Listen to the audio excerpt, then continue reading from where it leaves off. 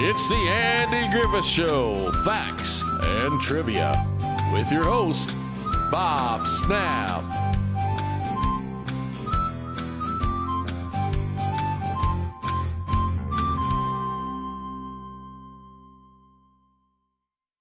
Hi guys, welcome to the Andy Griffith Show, Facts and Trivia. Appreciate you being here. Today's video, by request, stars that were on the Andy Griffith Show before they were famous.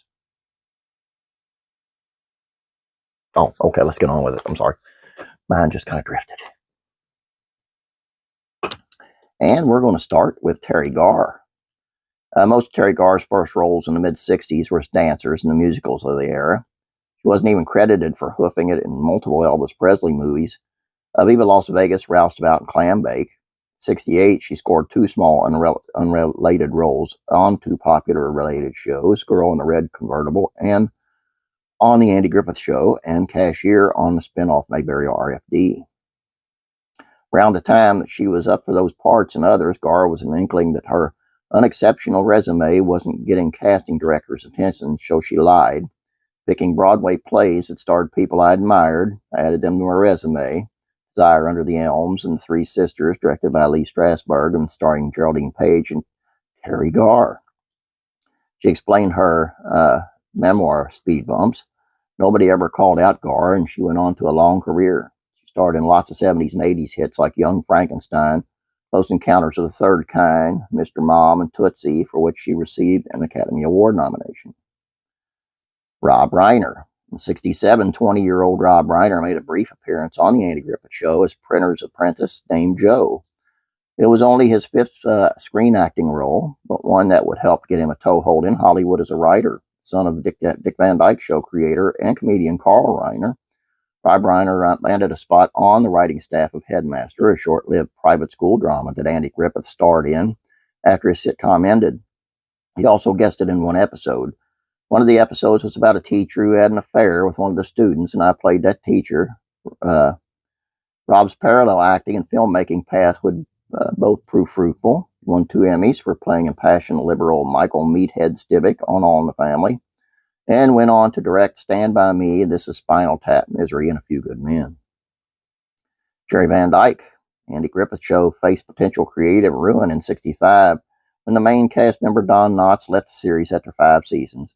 Breakout star of the show, Knotts won 3 Emmy Awards for his portrayal of bumbling, bug-eyed Mayberry Sheriff Deputy Barney Fife, and he wanted to act in movies.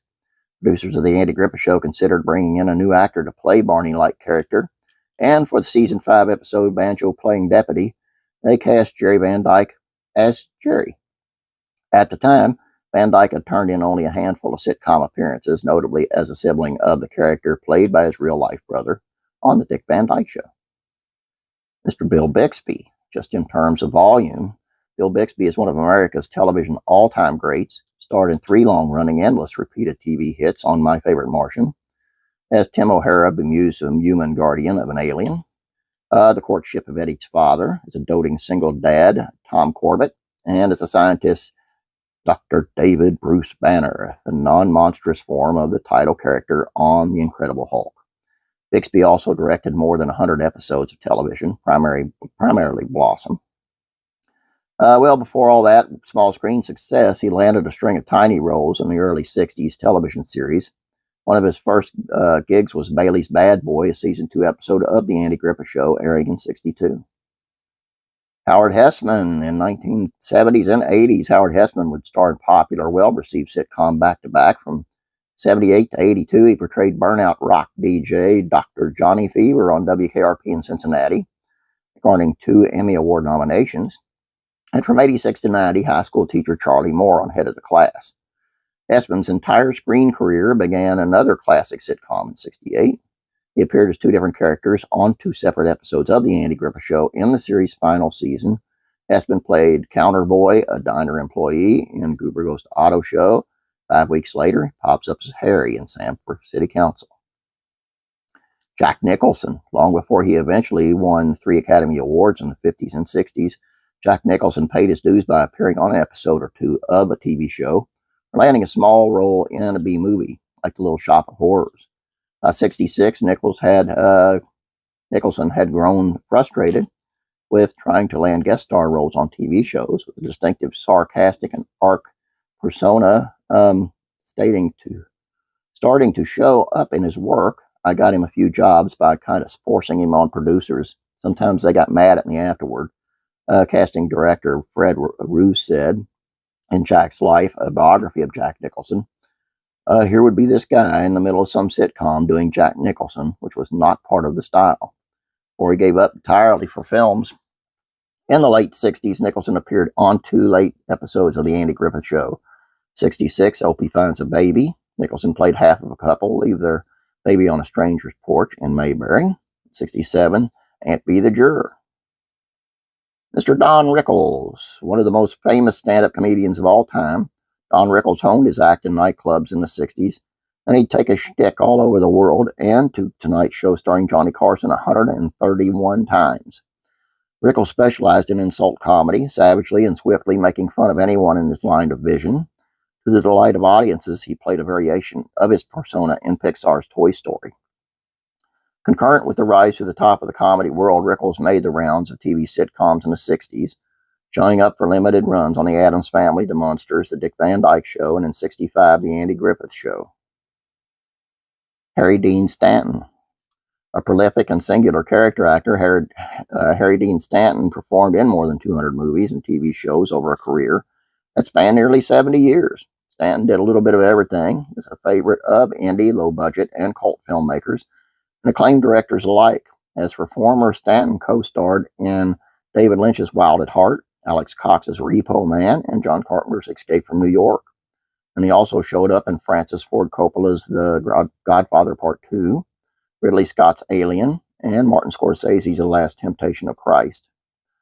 Same year, he aroused attention in Cool Hand Luke. Stanton appeared in a single episode of The Andy Griffith Show in 1967 installment, Howard's New Life. Artie Johnson.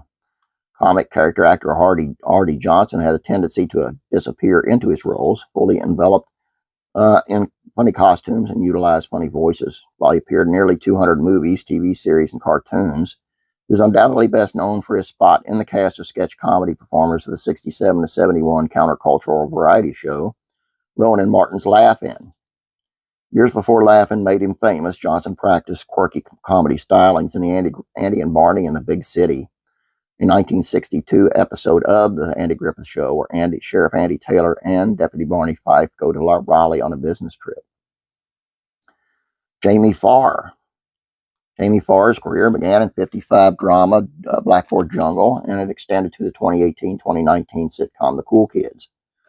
And with 100 or so roles in between, he most associated with MASH for all 11 seasons.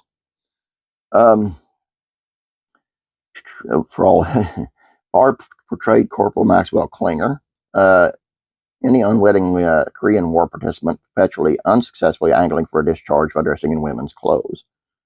Farr secured one of his first on-screen roles as co-pilot Lieutenant Gordelli in No Time for Sergeants, military satire starring Andy Griffith and Don Knotts. A pair would reunite for the Andy Griffith Show a few years later, and their No Time for Sergeants co-star Farr would appear on the sitcom as well. On a 1966 episode that didn't age particularly well, Farr portrayed Rickles, a member of a group of Roma who arrive in Mayberry, scam the locals, and put a rain-preventing curse on the town.